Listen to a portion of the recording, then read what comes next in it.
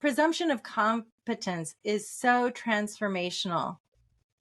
If we didn't presume Joaquin's competence, he would still be in the institution. Right. And when we don't presume competence of our students or our children, we institutionalize them in a different way.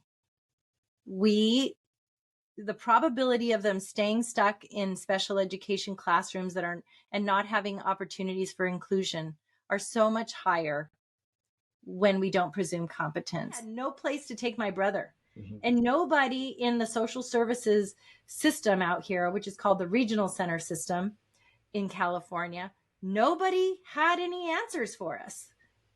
And so I'm working now with and hoping to work with people in the hotel industry. You know, if every hotel had at least one durably accessible room mm-hmm. for individuals like Joaquin or families with lots of kids, you know, going to Disneyland, or just we could have rented or even a room that, you know, it's decorated with murals instead of frames. One thing, I give my parents so much credit. They were just the most loving parents. But one thing they didn't know is that Joaquin was competent.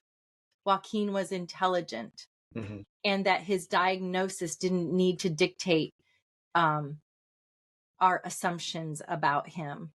And so I started treating Joaquin as if I presumed competence, and I treated him with dignity and respect.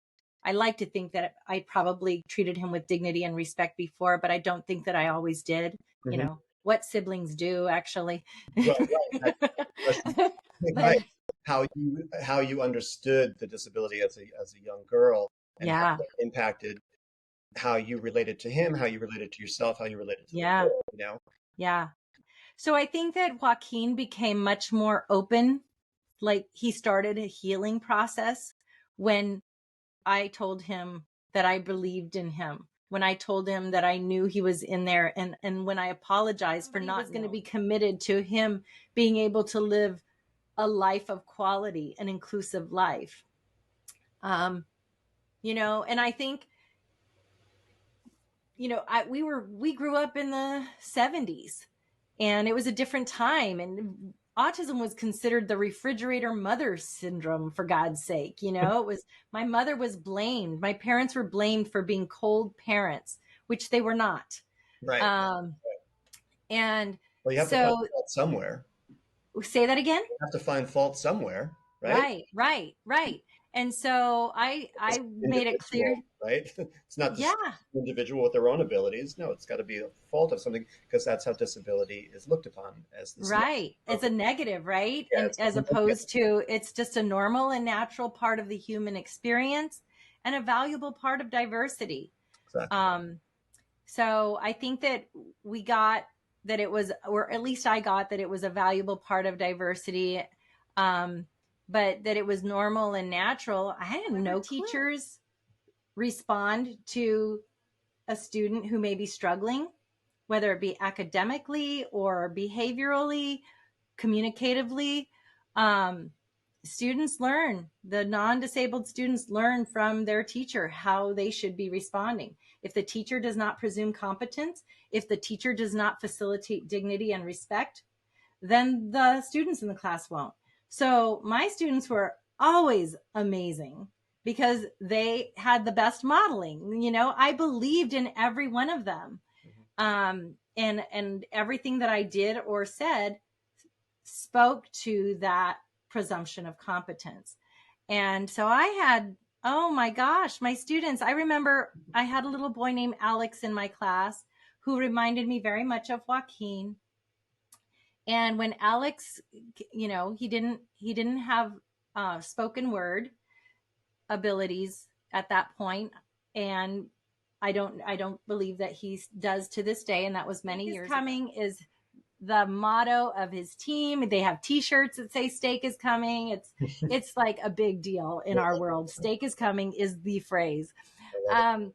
So that day when I told him he was coming home on November 4th, I like steak. I want steak. And he had a big smile. Well, turns out once he had steak for a few days, once he was home, we got that it wasn't actually the steak. He kept saying steak is good. We would be out walking and he'd be looking at birds and he'd say, steak is good. I like steak. He would be riding his bike. I like steak. Steak was Joaquin's metaphor for life quality. Steak was his metaphor for a life that he lived, a self-determined life. That's what he wanted, a self-directed life. And so, yeah, that's people. That's amazing. And they started out just making a few dollars over minimum wage and still currently make a few dollars over minimum wage. Yeah. And so I think, I do get resentful, but I get resentful not of Joaquin, because none of this is his fault. Sure. This is societal neglect. Yes. And, I know that my situation, my story is very different. I mean, I had a loving family who my mom got to stay at home and take care of us and take care of our home. My father was in the Navy and he was an extraordinary dad. And like, we had so much love and so much commitment from my parent to have a voice. And I want to share his voice to the extent possible when he cannot, with his permission. And it's a really important distinction. Yeah. I'm not speaking for him. I'm speaking from my experience, but I also include his story with permission from him. Yeah, no, it's beautiful. And I think that parents, families, anyone, teachers even, they tend to want to speak in front of the person as if the person's not even there. Right. I mean, the lack of respect and regard for that, even from people on the inside who should have a little bit more knowledge and sensitivity, right? People in the field, and it still happens. So, it's a big hill to climb to change the mindsets.